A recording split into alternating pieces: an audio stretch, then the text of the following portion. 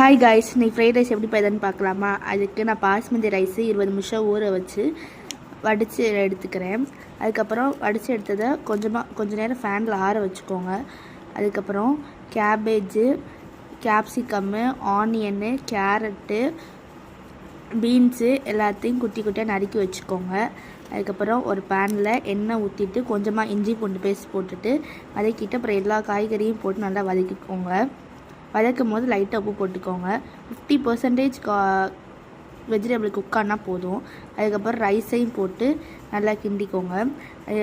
கிண்டும் போது கொஞ்சமாக மிளகுத்தூள், 2 table spoon soya sauce, 2 table spoon green chilli sauce எல்லாம் போட்டு நல்லா கிண்டிட்டு இறக்குனீங்கன்னா சூப்பரான ஃப்ரைட் ரைஸ் ரெடி.